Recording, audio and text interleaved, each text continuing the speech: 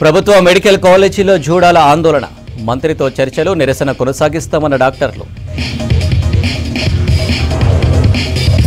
రాష్ట్ర అభివృద్ధికి మహిళా పారిశ్రామికవేత్తల పాత్ర కీలకం, త్వరలోనే MSME policy తెస్తామన్న Sridhar Babu. ఓఆర్ఆర్పై bus ప్రమాదంతో డ్రైవర్లపై నిఘా పెంచిన పోలీసులు, మద్యం సేవించి బస్సు నడపొద్దని హెచ్చరిక. జిహెచ్ఎంసీ ఆఫీస్ ముందు డబుల్ లబ్ధిదారుల ధర్నా, కట్టిన ఇండ్లను పంపిణీ చేయాలని డిమాండ్.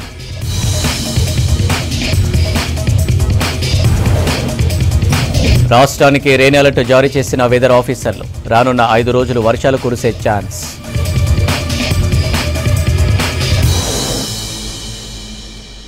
డీటెయిల్ చూస్తే నిమ్స్ హాస్పిటల్లో చికిత్స పొందుతున్న నాగర్ కర్నూలు జిల్లాకు చెందిన చెంచు మహిళ ఈశ్వరమ్మను పరామర్శించారు డిప్యూటీ సీఎం భట్టి విక్రమార్క.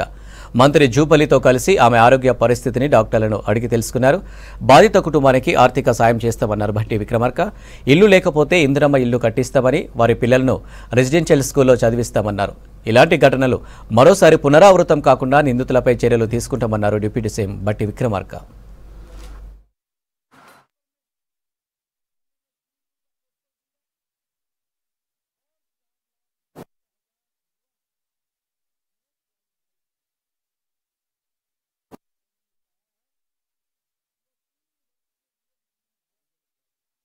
స్త్రీ పైన అత్యాచారం, అమానవీయంగా జరిగినటువంటి దాడి, మానవత్వం ఉన్నటువంటి ప్రతి ఒక్కళ్ళు తలదించుకునేటువంటి దుర్మార్గమైనటువంటి కార్యక్రమం.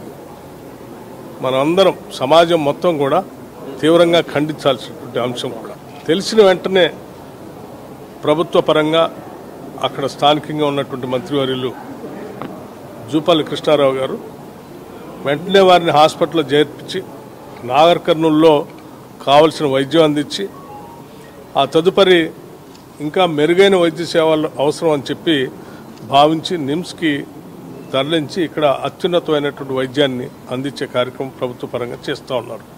ఉపాధి వారు వాళ్ళ కాళ్ళ మీద వాళ్ళు బతికేటట్టుగా ఏర్పాటు చేయడం, ఇవన్నీ కూడా ప్రభుత్వ పరంగా చర్యలని తీసుకుంటామని చెప్పి ఈ సందర్భంగా చెప్తూ. 3 ఎకరాలు ఉంటాయి, ఎకరన్నర అమ్మినా, ఎకరన్నర అమ్మితే దానికి ఏడా గొడవ వచ్చింది సార్.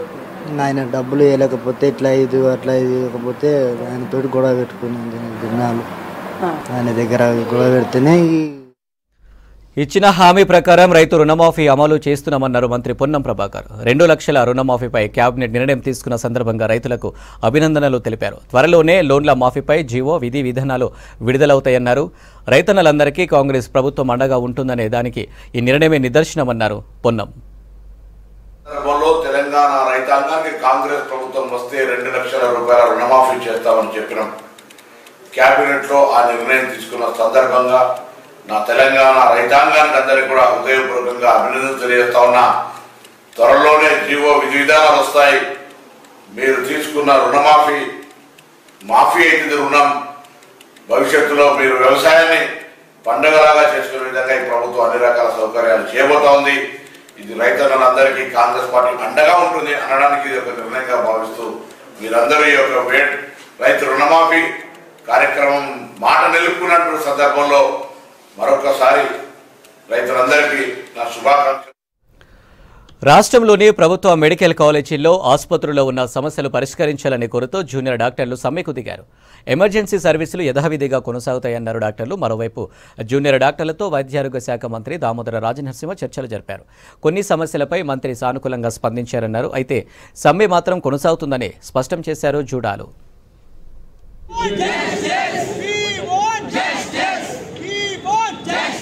రాష్ట్ర వ్యాప్తంగా ఉన్న ప్రభుత్వ టీచింగ్ హాస్పిటల్స్లో పనిచేస్తున్న జూనియర్ డాక్టర్లు సమ్మెలో పాల్గొన్నారు. తమ సమస్యలను వెంటనే పరిష్కరించాలని ప్రభుత్వాన్ని డిమాండ్ చేశారు. అవుట్ పేషెంట్ విభాగంతో పాటుగా ఎలెక్టివ్ సర్జరీ, వార్డ్ డ్యూటీస్ ని పూర్తి స్థాయిలో బహిష్కరించారు. ఎమర్జెన్సీ సర్వీసులు ప్రస్తుతానికి యథావిధిగా కొనసాగుతాయని తెలిపారు జూనియర్ డాక్టర్లు. తమ సమస్యలను పరిష్కరించాలని కోటి ఉస్మానియా మెడికల్ కాలేజీలో జూనియర్ డాక్టర్లు ఆందోళనకు దిగారు. విధులు బహిష్కరించి కాలేజీలో నిరసన వ్యక్తం చేశారు. గత 6 నెలలుగా తమకు స్టైఫెండ్ సరైన సమయానికి రావడం లేదన్నారు. ఉస్మానియా ఆసుపత్రిని నూతన భవనం నిర్మించాలని 6 ఏళ్లుగా కోరుతున్నా ఎవరూ పట్టించుకోవటం లేదన్నారు. ఆసుపత్రి లేక రోగులు ఇబ్బందులకు గురవుతున్నట్లు తెలిపారు. తమ సమస్యలను రాష్ట్ర ప్రభుత్వం వెంటనే పరిష్కరించాలని కోరారు. లేదంటే తమ సమ్మెను కొనసాగిస్తామన్నారు జుడాలు. ప్రధాన కారణాలు అయితే ఉస్మానియా జనరల్ హాస్పిటల్ కొత్తగా కట్టడం, మాకు హాస్టల్ ఫెసిలిటీస్ ప్రతి ఒక్క మెడికల్ కాలేజీలో కల్పించడము, మాకు ఎవ్రీ మంత్ ఫస్ట్ లోపు మాకు స్టైపెండ్స్ పడేలాగా గ్రీన్ ఛానల్ జీవో రిలీజ్ చేయడము, కేఎంసీ రోడ్స్ అనేవి సరిగ్గా మళ్ళీ కొత్తగా వేయించడము, మళ్ళీ సూపర్ స్పెషాలిటీ వాళ్ళకి 92,000 నుంచి 1,25,000 వరకు స్టైపెండ్ ని తిరిగి చేయించాలి, మళ్ళీ డాక్టర్లకు సరైన భద్రతను కల్పించడము. ఈ డిమాండ్స్ అన్ని మాకు కల్పించనిచో ఎన్నో ఏళ్ల నుంచి 10 ఏళ్ల నుంచి మేము కష్టపడుతూ మేము ఎన్నోసార్లు విన్నపించుకున్నాము. కానీ ఈసారి మాకు ఇంకొక ఆప్షన్ లేక మేము సమ్మెకు దిగాము. జియో రెగ్యులరైజేషన్ కావాలి, బడ్జెట్ రిలాక్సేషన్ జియో ఏదైతే పక్కన మన తెలుగు రాష్ట్రం ఆంధ్రాలో 2021 నుంచి మనకు ఈ జియో రిలీజ్ అయ్యి ఎవ్రీ మంత్ 2nd కి సకాలంలో పోస్ట్ గ్రాడ్యుయేట్స్ కి, ఇంటర్న్స్ కి, సూపర్ స్పెషాలిటీస్ కి సకాలంలో స్టైఫెండ్ చెల్లించడం జరుగుతుంది. కానీ మన రాష్ట్రంలో మాత్రం ఈ సమస్య ఏండ్ల కొద్ది కొనసాగుతూనే ఉంది. ఇప్పుడు మనకు ప్రభుత్వము ఇస్తామని చెప్పారు ఆ జియో, కానీ ఇవ్వడం లేదు. ఇంకా అది కార్యాచరణ దాల్చలేదు. జస్ట్ మాటలు మాత్రమే చెప్తున్నారు కానీ అది కార్యాచరణ దాల్చలేదు. ఇంకొకటి ఏంటంటే ఉస్మానియా జనరల్ ఆసుపత్రి గత 6 సంవత్సరాల నుంచి ఉస్మానియా జనరల్ ఆసుపత్రి అన్నది శిథిలావస్థలో ఉంది. ఆ శిథిలావస్థలో ఉండడమే కాకుండా పెచ్చులు పడుతున్నాయి డాక్టర్స్ కి కానీ, అక్కడ వచ్చే పేషెంట్ అటెండెంట్స్ కి కానీ, పేషెంట్స్ కానీ ఆ పెచ్చులు పడి వాళ్ళకి దెబ్బలు అవుతాయి. వాళ్ళకు వచ్చే రోగం 50% అయితే మన దగ్గర నుంచి వెళ్ళేటప్పటికి 1000% రోగంతో వెళ్తున్నారు. వాళ్ళే కాదు పేషెంట్ అటెండెంట్స్ కూడా రోగులుగా మారుతున్నారు. ఇలాంటి వ్యవస్థలో వైద్యులు పనిచేయడం కష్టం అవుతుంది. అయినా కూడా కాంప్రమైజ్డ్ కండిషన్స్ లో కూడా వైద్యులు సేవలు అందించడం జరుగుతుంది. ఇంకా మెరుగైన సేవ కోసం మేము మంత్రి గారిని రిక్వెస్ట్ చేస్తుంది ఒకటే, ప్రభుత్వాన్ని కానీ ఇతర మంత్రుల్ని కానీ మేము ఒకటే రిక్వెస్ట్ చేస్తున్నాం, మాకు ఒక కొత్త భవనం నిర్మించండి. సికింద్రాబాద్ గాంధీ హాస్పిటల్లో విధులు బహిష్కరించారు గాంధీలోని జూనియర్ డాక్టర్లు. తమ సమస్యలు పరిష్కరించాలని డిమాండ్ చేశారు జుడాలు. ప్రధానంగా రెగ్యులర్ గా స్టైఫెండ్ ఇవ్వాలన్నారు. గవర్నమెంట్ హాస్పిటల్లో పోలీస్ అవుట్ పోస్ట్ ఏర్పాటు చేయాలన్నారు. అలాగే గ్రీన్ ఛానల్ ఏర్పాటు చేయాలన్నారు. ఉస్మానియా హాస్పిటల్ కి నూతన భవనాన్ని నిర్మించాలని డిమాండ్ చేశారు. అయితే తమ డిమాండ్లన్నీ తమ కోసం మాత్రమే కాదన్నారు, ప్రజల కోసం, భవిష్యత్తు తరాల కోసం అన్నారు జూనియర్ డాక్టర్లు. మాకు ప్రధానంగా డిమాండ్స్ ఏంటి అంటే green channel of stipends. Green channel of stipends అనేది ప్రతి ఒక్క వైద్యునికి నెలసరి వాళ్ళ జీతాలు పడాలి.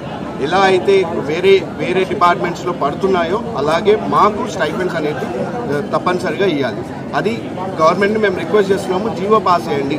గ్రీన్ ఛానల్ జీవో పాస్ చేస్తే ఈ నిరసన అనేది మేము విరమించుకుంటామని.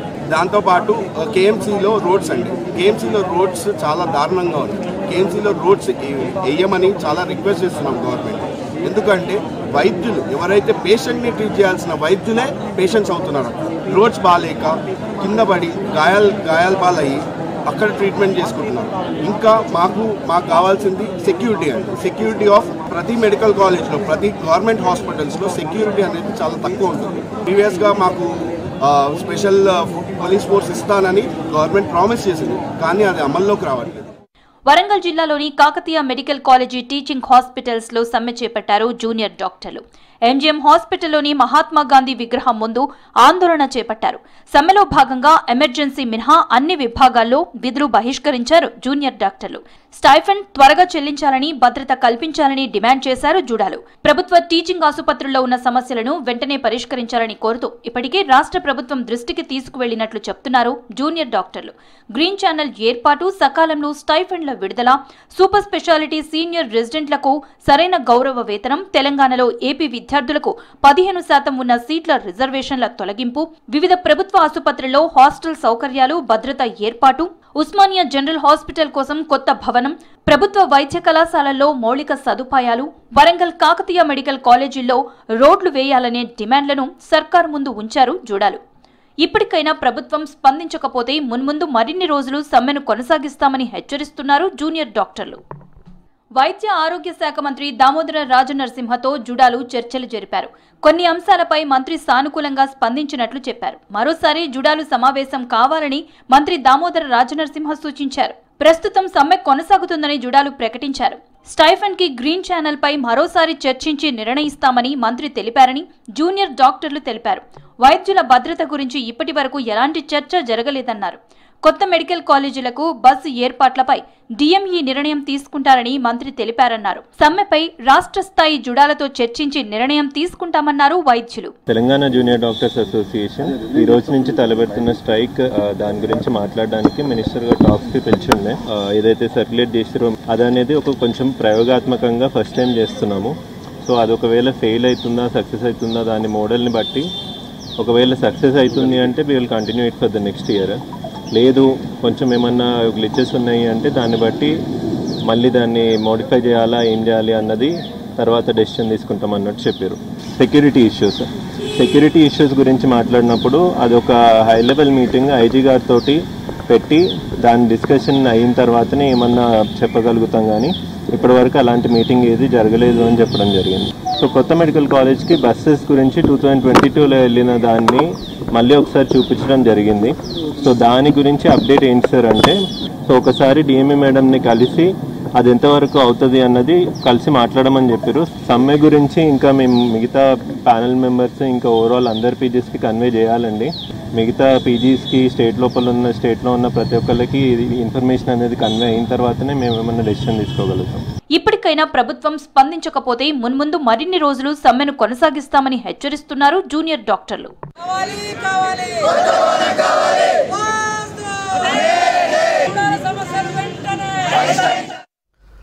సిటీలో ఇంటర్నేషనల్ ఒలింపిక్ డే సెలబ్రేషన్స్ గ్రాండ్గా జరిగాయి. అంతర్జాతీయ ఒలింపిక్ డే సందర్భంగా సిటీలోని పలు సెంటర్లు రన్ని నిర్వహించింది తెలంగాణ ఒలింపిక్ అసోసియేషన్. రాష్ట్ర ప్రభుత్వ సహకారంతో నిర్వహించిన ఈ run TPCC president MLC Mahesh Kumar Goud ప్రారంభించారు. ఎల్బీ స్టేడియంలో జరిగిన వ్యాలిడేటరీ ఫంక్షన్కు మంత్రి జూపల్లి కృష్ణారావు ముఖ్య అతిథిగా హాజరయ్యారు. 2000కు పైగా విద్యార్థులు క్రీడాకారులు పాల్గొన్నారు.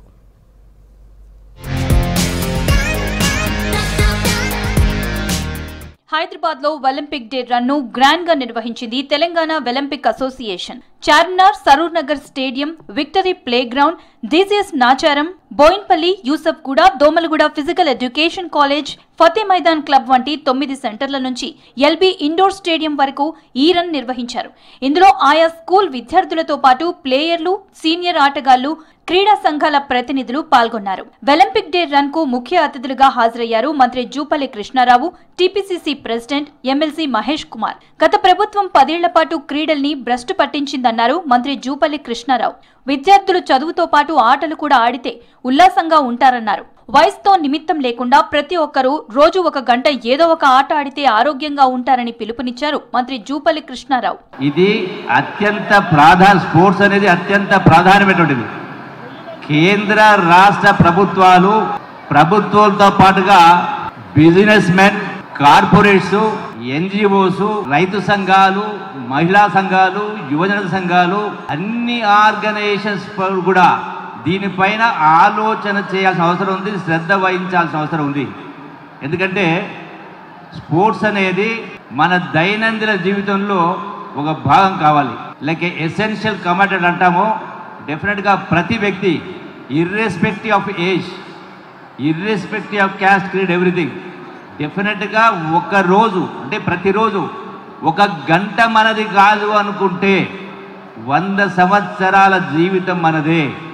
ప్రభుత్వాలు ఆరోగ్యం పట్ల, హాస్పిటల్ పట్ల ఎంత శ్రద్ధ చూపిస్తూ ఉన్నాయో దానికంటే ప్రాధాన్యమైంది స్పోర్ట్స్ను ప్రతి వ్యక్తి కూడా స్పోర్ట్స్లో వయసుతో నిమిత్తం లేకుండా ప్రతిరోజు 1 గంట స్పోర్ట్స్లో పాల్గొన్నట్టు చేస్తే మనం డెఫినెట్గా ఒక ఆరోగ్య భారత్ ఏర్పడుతుంది.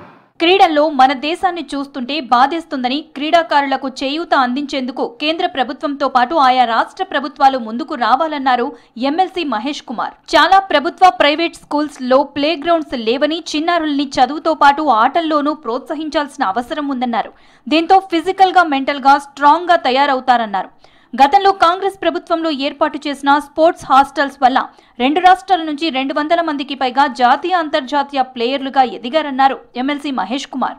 హయాంలో స్పోర్ట్స్ హాస్టల్స్ ఓపెన్ చేసి క్రీడాకారుల్ని ప్రోత్సహించడం వల్ల ఈ తెలంగాణ, ఆంధ్రప్రదేశ్ రాష్ట్రం నుంచి దాదాపు 200 మంది ఇంటర్నేషనల్ స్థాయికి క్రీడాకారులు పోయేటువంటి పరిస్థితి వచ్చిందంటే అది కాంగ్రెస్ ప్రభుత్వం యొక్క గర్వకారణం అన్నమాట చెప్తా ఉన్నాను. అదే మాదిరిగా ఇప్పుడు ప్రభుత్వం కూడా క్రీడల్ని ప్రోత్సహిస్తుందని నేను మనస్ఫూర్తిగా ఆశిస్తూ మీ అందరికీ మరొకసారి అభినందనలు తెలియజేస్తూ సీఎం రేవంత్ రెడ్డి గారు ప్రభుత్వం ఏర్పడిన వెంటనే 2 కోట్ల రూపాయలు మన బాక్సింగ్ ఛాంపియన్ నిఖత్ జరీద్కి ప్రకటించడం జరిగింది. అదే మాదిరిగా వారికి డిఎస్పీ ఉద్యోగం ఇస్తామనే మాట కూడా ప్రకటించడం జరిగింది. త్వరలో వారికి డిఎస్పీ ఉద్యోగం వచ్చేటువంటి అవకాశం కూడా ఉంది. కాంగ్రెస్ పార్టీకి క్రీడల పట్టినటువంటి మక్కువతో తెలంగాణ రాష్ట్రం ముందుకు పోతుందని ఈ ఒలింపిక్ డే సందర్భంగా మీ అందరికీ ఆశ్వాసం ఇస్తూ ఇలాంటి కార్యక్రమాలు క్రీడా కార్యక్రమాలు ముందు చాలా జరుపుకోవాల్సి ఉంది. ఇక వాలిడేటరీ ఫంక్షన్లో సీనియర్ ప్లేయర్లను క్రీడాకారులకు చేయూత అందిస్తున్న వాళ్లను గ్రాండ్ గా సన్మానించారు తెలంగాణ ఒలింపిక్ అసోసియేషన్ సభ్యులు. ప్రైవేట్ ట్రావెల్స్ యాజమాన్యాలు డ్రైవర్లు ప్యాసింజర్ల ప్రాణాలతో ఆడుకుంటున్నారా? మద్యం మత్తులో బస్సులు నడుపుతూ ప్రజలను బలి తీసుకుంటున్నారా? డ్రైవర్ కండిషన్పై నిఘా పెట్టాల్సిన ట్రావెల్స్ యాజమాన్యాలు గాలికి వదిలేశాయా? చిత్తుగా తాగి మత్తులో రహదారులపై డ్రైవర్లు వాహనాలు నడుపుతున్నారా అంటే అవుననే సమాధానాలు వినిపిస్తున్నాయి. తాజాగా నార్సింగి ఓఆర్ఆర్పై బస్సు ప్రమాద ఘటనతో ఈ ఇష్యూ మరోసారి హాట్ టాపిక్గా మారింది.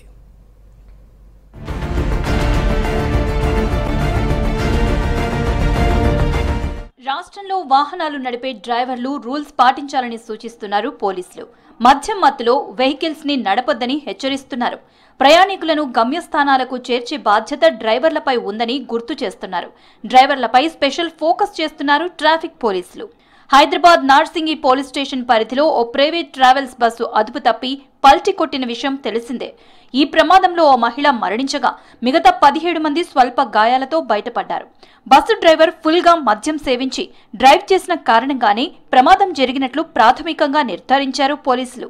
డ్రైవర్ కు డ్రంక్ అండ్ డ్రైవ్ తనిఖీలు చేయగా 187 రీడింగ్ వచ్చినట్లు చెప్పారు పోలీసులు. జరిగిన బస్సు ప్రమాదము అనేది బాధాకరము. మార్నింగ్ స్టార్ అనే private bus sleeper bus Palaguda toll gate pass కావటము, పాస్ అయిన తర్వాత డీప్ కరువు దగ్గర అది కొంచెం స్పీడ్గా వెళ్ళేసేసి వీడు తాగి ఉన్నాడు. తర్వాత ఆ యాక్సిడెంట్ అయిన తర్వాత మేము అన్ని చెక్ చేస్తే DD 187 వచ్చింది.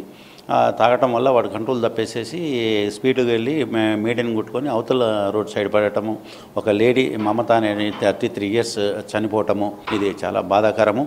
ఇట్లాంటి ఇన్సిడెంట్లు జరగకూడదు. జరగకుండా మేము కూడా మ్యాక్సిమం అన్నిటి మీద ఫోకస్ చేస్తున్నాము. DD కేసులు బుక్ చేయటం, మెగా DDs ఇన్ఫ్లుయెన్స్ చేస్తున్నాం. మా సిపి గారు అయినా జాయింట్ సిపి గారు కూడా స్పెషల్గా దాని మీద చేసేసి DD కేసులని దాని మీద బాగా చేస్తున్నాము.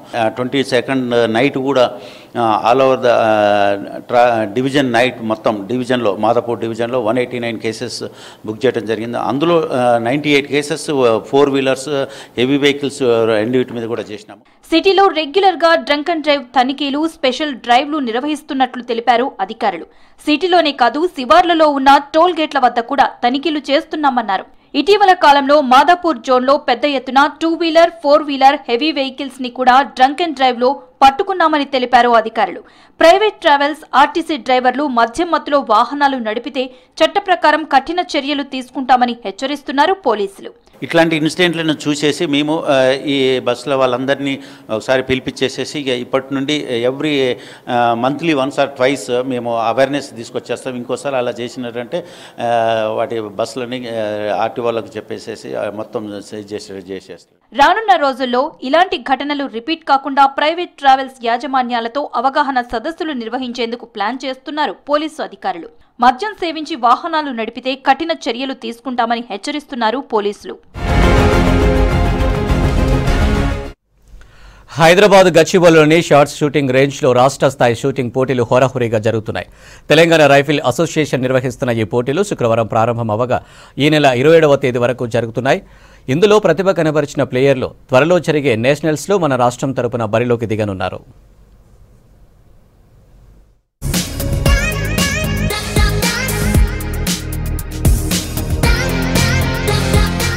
రాష్ట్ర స్థాయి షూటింగ్ పోటీలు అట్టహాసంగా జరుగుతున్నాయి. హైదరాబాద్ సెంట్రల్ యూనివర్సిటీలో స్పోర్ట్స్ అథారిటీ షూటింగ్ రేంజ్ ఆతిథ్యమిస్తున్న ఈ పోటీలో దాదాపు 300 మందికి పైగా షూటర్లు బరిలోకి దిగుతున్నారు. 10 మీటర్ల ఎయిర్ రైఫిల్, 10 మీటర్ల పిస్తోల్, 25 మీటర్ల షాట్ గన్, 50 మీటర్లలో shot gun, air rifle, 3P, trap, skeet వంటి వివిధ కేటగిరీల్లో ఈ పోటీలను నిర్వహిస్తున్నట్లు ప్రకటించింది Telangana rifle association.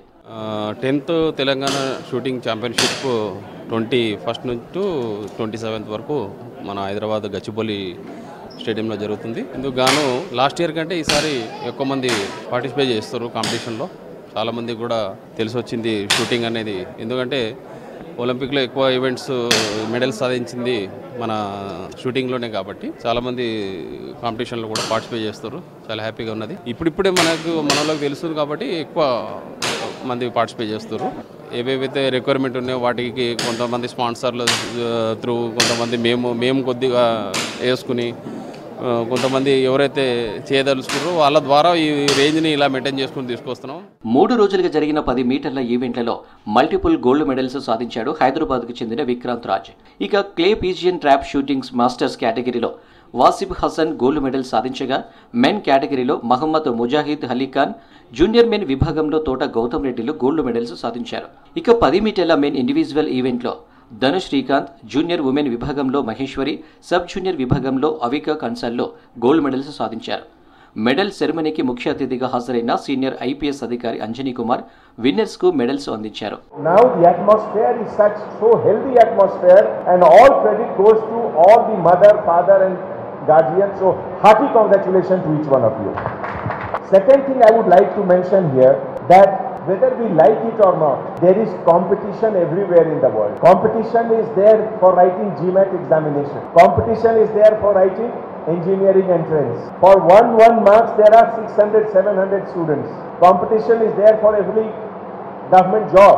For us, for what we wrote, IAS, IPS, everything. There is no aspect of human existence where there is no competition. ఈ నెల 27 వరకు జరిగే ఈ పోటీల్లో మంచి ప్రతిభ కనబరిచిన ప్లేయర్లని త్వరలో జరిగే నేషనల్స్కి ఎంపిక చేస్తామని తెలంగాణ రైఫిల్ అసోసియేషన్ ప్రకటించింది.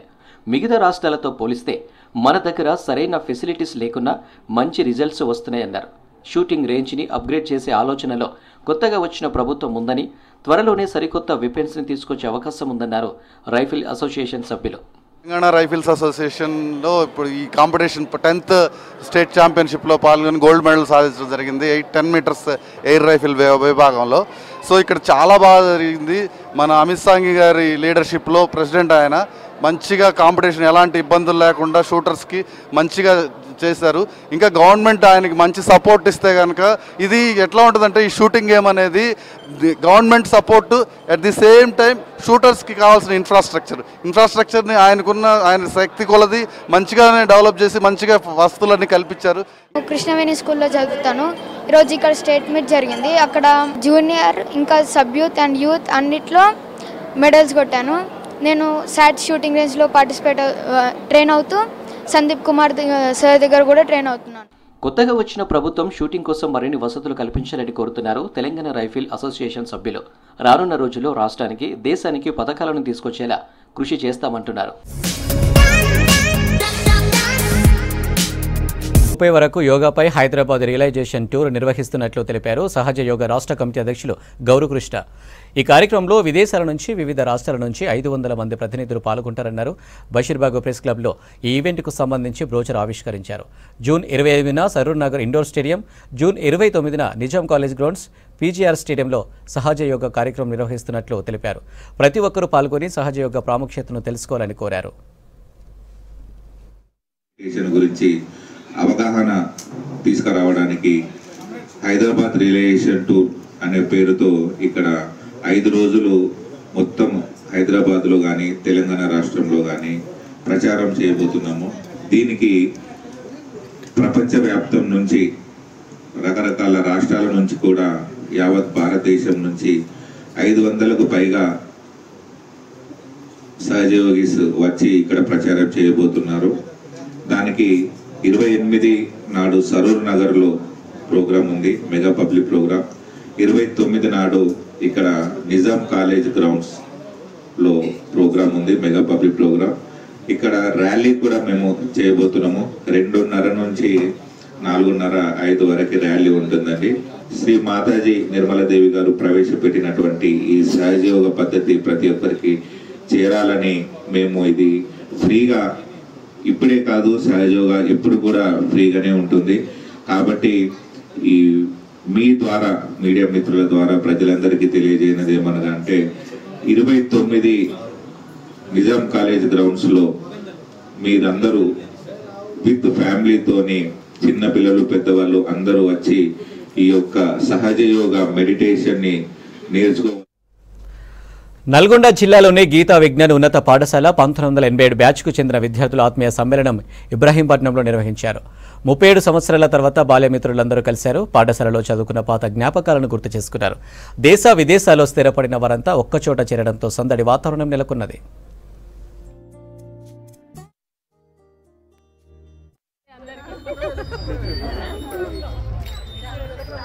చాలా మంచి అండర్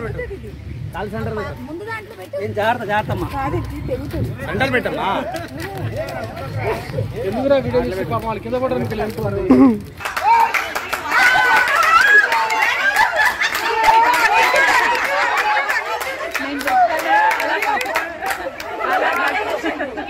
అదే అందరికీ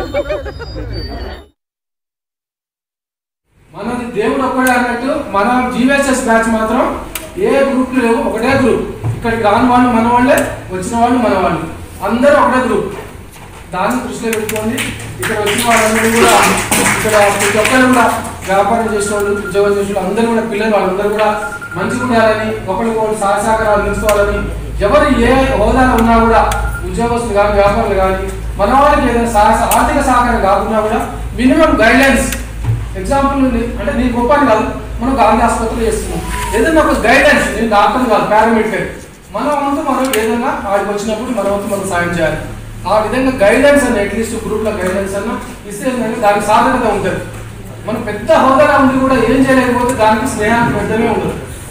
కాబట్టి అందరికి ఇక్కడికి మరి ప్రత్యేకంగా ఈ సమయాన్ని ఇచ్చి అందరికి వచ్చినందుకు ముందుగా మహిళలకు, తర్వాత మన సోదరులకు అందరికీ కూడా ప్రత్యేకంగా మరి ధన్యవాదాలు తెలియజేసుకుంటున్నాం. ఈ యొక్క కార్యక్రమం ఇంత మంచిగా అందరి మనసులో కూడా ఉన్నది. సికింద్రాబాద్ కంటోన్మెంట్లో ప్రజా సమస్యలపైన బ్రిగేడియర్ సోమశేఖర్కు వినతి పత్రం అందజేశామన్నారు స్థానిక ఎమ్మెల్యే శ్రీ గణేష్. ప్రజా సమస్యల అంశాలపై చర్చించినట్టు తెలిపారు. లాల్ బజార్లోనే గాంధీ కమ్యూనిటీ హాల్ నిర్మాణం చేసి పేదలకు అందుబాటులోకి తీసుకొస్తామన్నారు. 8 వార్డులకు సంబంధించిన ఏ వార్డుకు ఆ వార్డు డంపింగ్ యార్డ్ ఏర్పాటు చేయాలని కోరినట్లు తెలిపారు. మల్టీపర్పస్ ఫంక్షన్ హాల్ ప్రజలకు అందుబాటులో ఉండే విధంగా స్థలాన్ని చూపిస్తే రాష్ట్ర ప్రభుత్వం నిధులతో నిర్మాణం చేపడతామని బోర్డు సమావేశంలో కోరినట్లు తెలిపారు ఎమ్మెల్యే శ్రీ గణేష్. డిస్కషన్లో పాల్గొన్న తర్వాత కంటోన్మెంట్ ప్రజలకు అవసరమైన దాంట్లో గాంధీ కమ్యూనిటీ హాల్ని మళ్ళీ రీకన్స్ట్రక్ట్ చేయాలి, ప్రజలకు అందుబాటు చేయాలని రిక్వెస్ట్ లెటర్ పెట్టడం అయింది. బోర్డు మీటింగ్లో కూడా ప్రస్తావించడం జరిగింది. డంప్ యార్డ్ని కూడా అక్కడి నుంచి తొలగించేసి వేరెక్కడైనా పెట్టాల్సిన అవసరం ఉంది, లేకుంటే వార్డుగా డివైడ్ చేయాలి. లేని పక్షంలో వేరే ప్రోగ్రామ్స్కి ఎట్లయితే బడ్జెట్ అలొకేట్ చేసి మనం నడిపిస్తున్న బోర్డు అదే మాదిరిగా దీన్ని కూడా ఒక వెహికల్స్ కొనుక్కొని అవసరమైతే డైరెక్ట్ జవహర్ నగర్ తీసుకుపోతట్టు చూడమని కూడా మేము రిక్వెస్ట్ చేయడం జరిగింది. ఇక్కడికే కాకుండా ఏ విధంగా అయితే జిహెచ్ఎంసీ లిమిట్స్లో మల్టీపర్పస్ ఫంక్షన్ హాల్స్ ఉన్నాయో అదే మాదిరిగా నేను ఎలక్షన్లో మేనిఫెస్టోలో కూడా నేను ప్రజలకు చెప్పడం జరిగింది. అందరికీ అందుబాటులో ఉండే మల్టీపర్పస్ ఫంక్షన్ హాల్స్ కూడా అన్ని ప్రతి ఒక్క వార్డులో ఉండాలనేది అదే ఈరోజు ఇక్కడ బోర్డులో కూడా ప్రస్తావించాను. కంటోన్మెంట్ ల్యాండ్స్ని మాకు అలర్ట్ చేస్తే స్టేట్ గవర్నమెంట్ నుంచి ఫండ్స్ తీసుకొచ్చి ప్రతి వార్డులో multipurpose function. Hyderabad Chikkadpally Ashok Nagar central library చౌరస్తా దగ్గర ఆందోళనకు దిగారు నిరుద్యోగులు. గ్రూప్ 2 పోస్టుల సంఖ్యను 783 నుంచి 2000 వరకు, గ్రూప్ 3 పోస్టుల సంఖ్య 1365 నుంచి 3000 వరకు పెంచాలని డిమాండ్ చేశారు. కాంగ్రెస్ ప్రభుత్వం ఏర్పడి 6 నెలలు దాటినా జాబ్ క్యాలెండర్, పోస్టుల పెంపు విషయంలో ఎలాంటి స్పందన రాలేదన్నారు. రాహుల్ గాంధీ వెంటనే యూత్ డిక్లరేషన్ను ప్రకటించాలన్నారు. మెగా డిఎస్ని ప్రకటించాలని డిమాండ్ చేశారు నిరుద్యోగులు.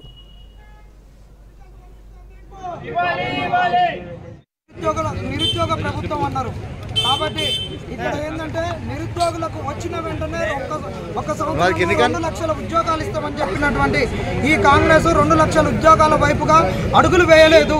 2 లక్షల ఉద్యోగాలను తుంగలో తొక్కి పాత నోటిఫికేషన్స్, పాత గవర్నమెంట్ ఇచ్చినటువంటి నోటిఫికేషన్లకే పరీక్షలు పెట్టడానికి ఒడిగట్టింది. అదే ప్రభుత్వము ఇచ్చినటువంటి నోటిఫికేషన్లకు ఉద్యోగాలకు పరీక్షలు రాయాలనుకుంటే గత సంవత్సరమే పోయేటటువంటి వాళ్ళము. గత సంవత్సరం పరీక్షలు రాయకుండా పోస్టులు తక్కువ ఉన్నాయని మేము అడిగినప్పుడు ఇదే కాంగ్రెస్ వాళ్ళు పరీక్షలు పోస్ట్ పోన్ కావాలని చెప్పేసి కోర్టులో కేసేసి ఆ రోజు పరీక్షలు పోస్ట్ పోన్ చేయించి తర్వాత మేము వచ్చినాక మీకు ఉద్యోగాలు పెడతాము, మెగా డిఎస్ ఇస్తాము, గ్రూప్ 2లో 2000 పోస్టులు, గ్రూప్ 3లో 3000 పోస్టులు పెంచుతామని చెప్పారు. గతంలో బట్టి విక్రమార్క గారు పోర్ లీడర్ ఉన్నప్పుడు గ్రూప్ 1లో 1:100 ఇస్తా అని చెప్పిండు. మరి వీటి వైపు ఇప్పుడు మాకు 2 లక్షల ఉద్యోగాలు కాదు, రేవంత్ రెడ్డి గారు సీఎం గారు మీకు దండం పెట్టి చెప్తున్నాం, 2 లక్షల ఉద్యోగాలు కాదు, ఇప్పుడు గ్రూప్ 2లో 2000 ఉద్యోగాలు, గ్రూప్ 3లో 3000 ఉద్యోగాలు, గ్రూప్ 1 ప్రిలిమ్స్లో 1:100 మెగా డిఎస్సి ఇవే కావాలి. ఇప్పటికీ 3వ ఎగ్జామ్ రాసేటువంటి పరిస్థితి మాకు వచ్చింది. ఇన్నాళ్లకు కూడా వయసు అయిపోయేటువంటి అభ్యర్థులకు మీరు ఎందుకు అర్హత సాధించే విధంగా అవకాశం ఇవ్వట్లేదని ప్రశ్నిస్తా ఉన్నాం. గ్రూప్ 2, గ్రూప్ 3లో 2000, 3000 పోస్టులు పెంచి నేను అధికారంలోకి రాగానే పోస్టులు పెంచుతామని చెప్పిన మీ మాటలు ఏడవైనాయి. బైక్స్, సెల్ ఫోన్లు దొంగలిస్తున్న 3 మైనర్లు అరెస్టు చేశామన్నారు Narayanguda Sultan Bazar ACP Shankar, inspector U Chandrashekar. జల్సాలకు అలవాటు పడి గంజాయి, మద్యం సేవించేందుకు దొంగతనాలకు పాల్పడుతున్నట్టు తెలిపారు. గతంలో వీరిపై దొంగతనం కేసులు ఉన్నట్టు తెలిపారు. నిందితుల దగ్గర నుంచి ఒక ఫోన్, 2 బైకులు స్వాధీనం చేసుకుని జువెనల్ హోం తరలించినట్టు తెలిపారు పోలీసులు. సంతోష్ అని అతను తన ఒక ఆటోను అక్కడ పెట్టుకొని ఫోన్ చూస్తున్నాడు. ఫోన్ చూస్తున్న సమయంలో 3 వ్యక్తులు ఒక హోండా యాక్టివా మీద వచ్చి అది రక్కీ చేసుకొని అతని దగ్గర ఫోన్ లాక్కొని వెళ్ళిపోయిన తర్వాత అది మనము ఇమ్మీడియట్లీ అతను రష్ కావడము, మనం ఇమ్మీడియట్లీ క్రైమ్ పార్టీని అన్ని దించడం. వీళ్ళ జాడ చూస్తే వీళ్ళంతా మైనర్స్, సైదాబాద్ ఏరియా ఉన్న మైనర్స్. ఒకడు 17 years, 15 years, 12 years. వీళ్ళంతా కూడా ఎడ్యుకేషన్ కంటిన్యూ చేయలేదు, డిస్కంటిన్యూ చేసిరు. ఇంతకుముందు కూడా పాత నేరాలు ఉన్నాయి వీళ్ళ మీద.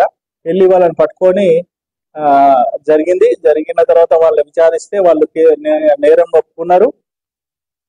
పాత బస్తీలో 9,000 రూపాయల కోసం బావబామర్దుల మధ్య తలెత్తిన వివాదం హింసాత్మకంగా మారింది.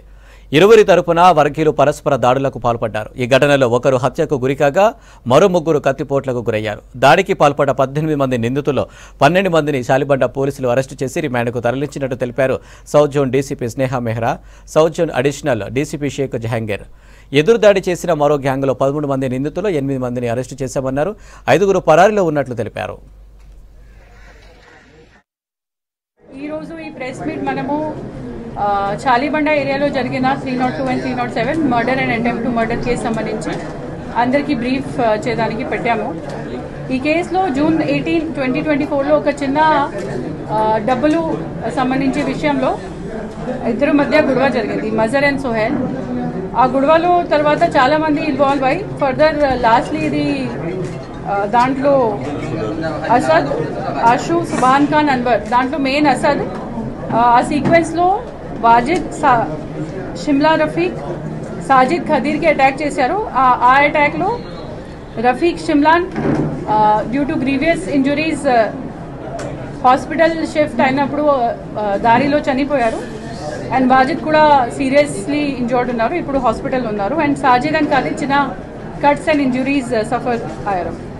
తర్వాత ఈ అందరికీ ఒక విజ్ఞప్తి, ఈ షాప్స్ అండ్ ఎస్టాబ్లిష్మెంట్స్ అందరూ టైమ్లీ క్లోజ్ చేయాలి. తర్వాత all family members and general public వాళ్ళ పిల్లలకు చూసుకోవాలి.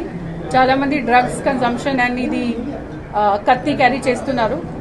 ఇంకా చాలా చిన్న చిన్న క్రైమ్స్ ఇన్వాల్వ్ అయిన తర్వాత హీనస్ ఒఫెన్సెస్ కూడా కమిట్ చేస్తున్నారు. సో అందరికీ ఇదే విజ్ఞప్తి ఉంది దట్ దే షుడ్ క్లోజ్. నకిలీ పత్రాలను సృష్టించి కంపెనీలను సొంతం చేసుకుంటున్న ఘరానా కేటుగాడు వ్యవహారంలో కొత్త విషయాలు వెలుగులోకి వస్తున్నాయి. NRI Vishnuvardhan Reddy BRS, YCP party పెద్దల పేర్లు చెప్పి పలు కంపెనీల్లో పెట్టుబడి చివరకు వాటిని మోసపూరితంగా స్వాధీనం చేసుకున్నాడు. తాజాగా డిజిటల్ సంతకాల ద్వారా ఓ కంపెనీని లాక్కున్నాడు. బాధితులను బెదిరించి అక్రమ కేసులు పెట్టి జైలు పాలు చేశాడు. కాంగ్రెస్ ప్రభుత్వం వచ్చాక ఒక్కొక్కరుగా బాధితులు బయటకు వస్తున్నారు. సిపి అవినాష్ మహంత్ కేసును రీఓపెన్ చేయడంతో విష్ణువర్ధన్ మోసాలు బయటపడుతున్నాయి.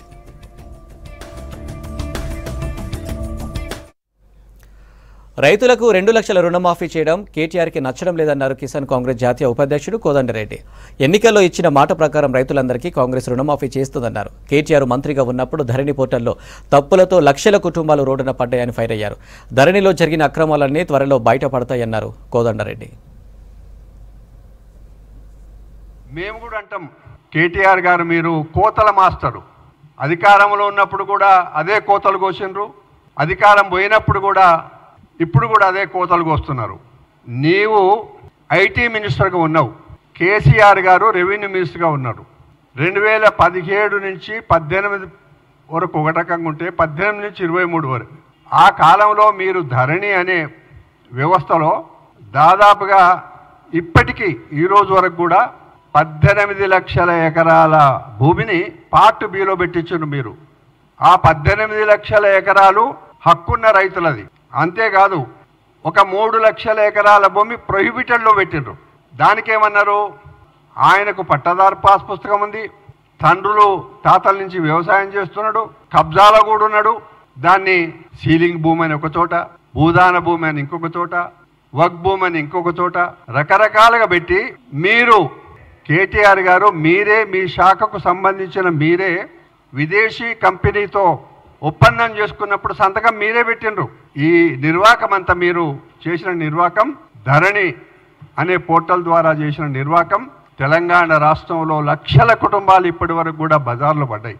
చాలా బాధ్యతగా ఇక్కడే ఇప్పుడున్న ముఖ్యమంత్రి రేవంత్ రెడ్డి గారు పిసిసి ప్రెసిడెంట్గా ఉన్నప్పుడు ఇదే వేదిక దగ్గర మీకు అందరితో మేము ధరణి అనే వ్యవస్థలో లోపాలు ఉన్నాయి, సరిచేస్తాము, అందరికీ భూమి హక్కు కలిగిస్తామని చెప్పిన మాట ఒక్కసారి మీకు గుర్తు చేస్తున్నా. సింగరేణి ఉత్తర తెలంగాణకు గుండెకాయ అన్నారు టీజేఎస్ అధ్యక్షులు ప్రొఫెసర్ కోదండరాం. సింగరేణిని కాపాడుకోవాల్సిన బాధ్యత అందరిపై ఉందన్నారు. గనుల్ని ఖచ్చితంగా వేలం వేయాలని సుప్రీంకోర్టు చెప్పలేదన్నారు కోదండరాం. సింగరేణిని ఈ చట్టం నుంచి మినహాయించాలని డిమాండ్ చేశారు కోదండరాం. గనుల్ని సింగరేణికి ఇవ్వకపోతే 10 ఏళ్లలో సంస్థ తీవ్రంగా నష్టపోతుందన్నారు. కేంద్రం వినకపోతే సింగరేణి పరిరక్షణ కోసం ఉద్యమం స్టార్ట్ చేస్తామని హెచ్చరించారు కోదండరాం. అందుకని సింగరేణి ఉత్తర తెలంగాణకు గుండెకాయ లాంటిది. అది లేకపోతే ఉత్తర తెలంగాణలో జరిగిన సామాజిక పరిణామాలు అర్థం కావు. మేము కోరేది ఏంటంటే చట్టం ఎక్కడా ఖచ్చితంగా వేలం వేయాలని చెప్పట్లేదు. సింగరేణి అనేది ఇప్పటికే ఉన్న పబ్లిక్ రంగ సంస్థ, లాభసాటిగా నడుస్తున్న సంస్థ. ఆ సంస్థకు ఈ చట్టాన్ని నుంచి మినహాయింపులు ఇవ్వటానికి అవకాశం ఉంది. ఆ అవకాశాలను ఇవాళ రాష్ట్ర ప్రభుత్వం, కేంద్ర ప్రభుత్వం, రాష్ట్ర ప్రభుత్వం పరిశీలించాలి, అడుగుతున్నారు. వాళ్ళు అడగటానికి ఉన్న అవకాశాలను తప్పకుండా వినియోగించుకుంటుంది రాష్ట్ర ప్రభుత్వం, వినియోగించుకోవాలని మేము కూడా కోరుతున్నాం. తెలంగాణ అస్తిత్వాన్ని మర్చిపోయి నిర్ణయాలు చేయవద్దు, అది మేము కోరేటువంటి మాట. మీకు అవకాశం ఉంది. మేము కిషన్ రెడ్డి గారికి విజ్ఞప్తి చేసే విషయం ఏంటంటే మీకు ఒక అవకాశం ఉంది, తప్పనిసరిగా మినహాయింపునిచ్చి మీరు వాటిని సింగరేణికి ఇవ్వండి. ఇవాళ ఈ గనులు ఇవ్వకపోతే ఒక 10 సంవత్సరాల్లో సింగరేణి ఉత్పత్తి స్తంభించిపోయేటువంటి ప్రమాదం ఉంది. రాష్ట్ర దేశ అవసరాలు కూడా తీర్చడం చాలా కష్టం. తొందరపడి ఇవాళ శ్రావణపల్లి మైన్ తవ్వటం మొదలు పెడితే అనవసరంగా పచ్చని పల్లెల్లో చిచ్చు పెట్టినట్టు అవుతుంది. ఇది కూడా కేంద్ర ప్రభుత్వం అర్థం చేసుకోవాలి. బొగ్గు గనులు ఉన్న వాటిని మీరు ఇప్పటికి వరకు ఇచ్చిన తాడిచెర్లను కానీ వాటిని సింగరేణికి దారాదత్తం చేయండి, సింగరేణికి ఇక్కడి బొగ్గును దవ్వే అధికారాన్ని ఇవ్వండి అని చెప్పి మేము ప్రభుత్వాన్ని కోరుతున్నాం. అన్నిటికంటే మించి కేంద్ర మంత్రి కిషన్ రెడ్డి గారికి కూడా తెలంగాణ జనసమితి తరఫున మేము విజ్ఞాపన పత్రం ఇస్తాం. సింగరేణి పట్ల కొంత బాధ్యతగా వ్యవహరించాలి, అది ప్రాంత అస్తిత్వానికి పునాది అన్నాం మేము. అట్లాంటి కంపెనీ విషయంలో చాలా జాగ్రత్త పడవలసిన అవసరం ఉంది. ఇది తెలంగాణ చరిత్రకు సంబంధించిన, వర్తమాన వికాసానికి సంబంధించిన విషయం.